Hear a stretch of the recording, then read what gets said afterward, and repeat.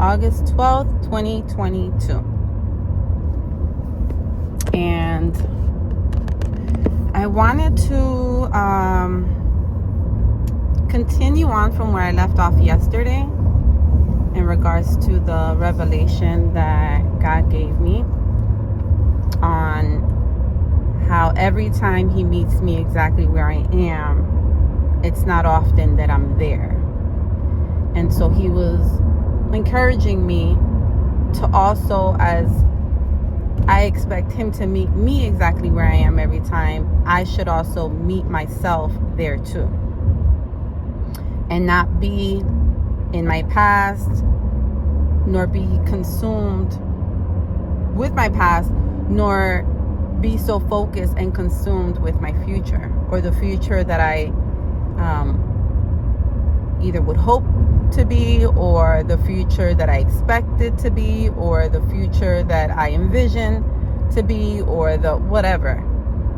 And how I can resonate with being in my past and sometimes being in my future, because I feel like I'm not always doing that as of late. I feel like in the past I did do that a lot, where I was too consumed with my past or too consumed with my future, and not often was I present. But I feel like this year has taught me to be that, to be present. But I do find myself having moments or episodes of me being too consumed with my past and future that I miss on just being present. And what I wanted to share is, when I'm in my past, what that looks like. First of all, let me acknowledge the fact that you are where you are right now, Jen. Like, yes, I'm sharing what it looks like to be in my past and to be in my future, but what does it look like right now? And right now, regardless of the challenges, regardless of the trials and hard times, I do have moments of victory. I do have moments of joy. I do have moments of peace. I do have moments of growth and evolving. I do have moments of being self-aware, recognizing that I have come far, that I'm not so consumed with how much more I have to go, or how or what it looked like before, but where I am right now, and to embrace this moment. So I want to acknowledge that, because it's also another thing that I'm learning to do, is to not speak negative of me, of myself, and to also, just as much as I encourage others, and just as much as I try to be the friend that I believe others need, I need to be that for myself. So kudos to you, Jen. So what does it look like when I feel like I'm consumed with my past? What that looks like is, this is what my thought process is like when I'm consumed with my past. Should I have done this differently? Man, I shouldn't have done that. Man, if I would have went about it this way, I could have avoided feeling this way or that way, or I could have avoided from that happening. Or, man, I'm so pissed off that I allowed that to happen, no matter how many of the red flags I had seen. Or just a lot of, like, a sense of regret. It seems like regret, disappointment, uneasy, anxious, not necessarily always anxious, but more so feeling depressed, whether it feels like a mild depression or severe sometimes, but not to the point where it's debilitating, because I feel like I'm grateful that I haven't gotten to that place. It has been a while since I've felt debilitating. I think that's the word. I remember feeling that way years ago, and I didn't see the light at the end of the tunnel, which makes me empathize and have compassion with those that are currently experiencing severe moments of depression. And then what does it look like for me when I am too consumed with my future? I would say a lot of sense of feeling inadequate, or hold on, because I'm ordering Dunkin' Donuts, so I'm not there yet. Feeling like having a low self-esteem, not seeing my worth, feeling like who I think I need to be, or who like just being my true self, being my authentic self feels like it's not enough, or it doesn't measure up, or it just doesn't look like this or that, or this person or that person. Hold on. Hi, can I help you? Hi, good morning. Can I have a small iced caramel craze? Small ice caramel case latte. Anything else? Yes. And a small order of hash browns, double, Okay. yeah, double toasted. Okay. And let me also have a sugar donut, and that'll be all. All right, $1. Thank you. Okay.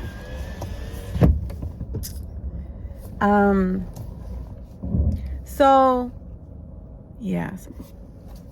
Okay. So this is part 2. This is another thought that I have that I want to check in with myself about, and this is about community. And it was a thought that I had this morning when I woke up, and even because I was reflecting on it yesterday. Like in the beginning of this year, maybe towards like last year, maybe I would always hear so much on YouTube, like videos of different influencers talking about community and how important it is to have community and community. And I'm like, man, okay, I love community, but as an introvert, it's not my favorite thing. Sorry, you would think I'm like terrible at driving, Jen. You are.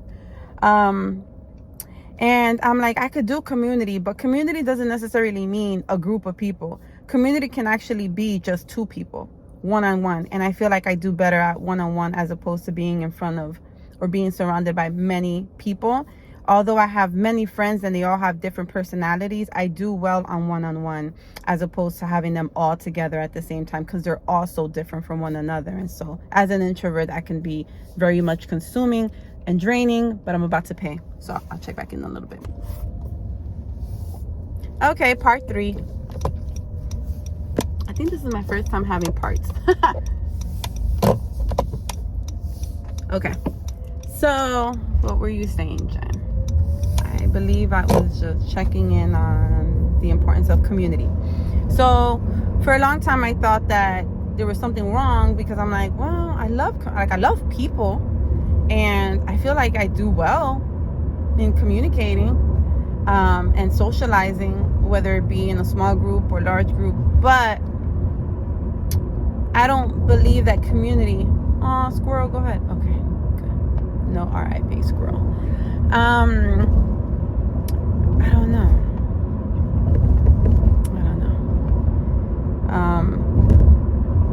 I remember having a conversation with a friend who is much more of that type of person. She loves community. She loves to serve in a certain way. And whereas for me, I think that serving is not a one-size-fits all. I feel like serving can look differently for different people. There's people that love to serve a certain way, whereas maybe I like to serve a different way. My way of serving can look like not necessarily a ministry in a church, but it can be a ministry. Like my life is a ministry, right? My family is my ministry. Me being a mom is also part of a ministry. It's my ministry. It's being a wife and being able to, I guess, encourage other women, whether they're single or also married, not necessarily in certain categories, but just being an ear. Like that's my way to serve. That's my way of serving, of listening, being present when I'm having someone share their heart with me. That's my ministry. And I do that well in community. And in community, I look at that as one-on-one. And I remember I also told my friend, like, man, there has to be somewhere in the Bible. I was telling her, like, there had to have been there somewhere in the Bible where it talks about community one-on-one, not necessarily a group of people. And community looked like also Elizabeth and Mary, and just different also other characters in the Bible. What time is it? 2 minutes and 34 seconds. And so Yeah, that's something else I was reflecting on this morning. Like, wow. Even for my bridal shower, for my wedding, I had, I don't know how many women. I think it was like 7 or 8, and I had the same amount of girls for my sweet 16. And I remember my sister saying, like, man, sis, like, I don't know how you do it. Because I believe she's also an introvert, and it looks differently for her. But she's like, I don't know how you do it. Like, all these girls have such different personalities, and my sister's a lot more reserved, obviously, as you know. Dag, now I'm sharing as if I'm wanting to share this one day. God, what are you doing? What are you doing? Okay, letting you flow, God. Letting you flow, Holy Spirit. Okay. So, my sister's reserved, and so she's more of the type of person that will first, she's real sweet, very welcoming, and also bubbly, but she's able to do like small talks. She's able to I don't know, I don't want to say just like I don't know. She's more of like short-term friendships, unless she feels that there's substance in that, where she can see it going further. Whereas for me, I feel like there's substance in every friendship, whether it be a friendship that I've created in my mind because I met this person at work and I had just one conversation with her, or with him, or whether it be a conversation that I had with someone,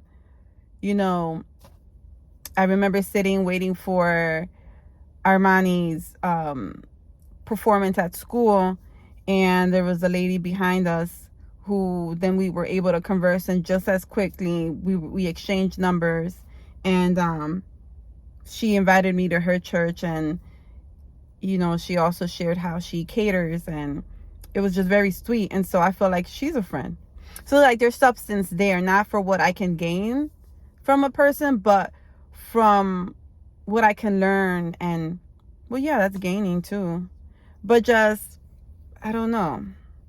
Anyway, so that's the difference between my sister and I. And so the whole point of me mentioning this is the fact that all of the girls that were in my wedding were also different. But I know that because I remember noticing, like, when we were all at the beach, like, just the way I was interacting with each of them wasn't the way I usually interact with them when we're one-on-one. Like, it's different because there's so many different personalities, so many different ways. Like, my friendship with one of the girls is not the same as any of the others. My friendship with them individually looks so differently because they're all so different. So I feel like that's a gift too, to be able to adapt to different personalities and be able to show up in the way that they need me to show up, or in the way that I'm able to show up based on the type of person that they are, and how I am. I don't know. Anyway, all right, toodles, 6 minutes.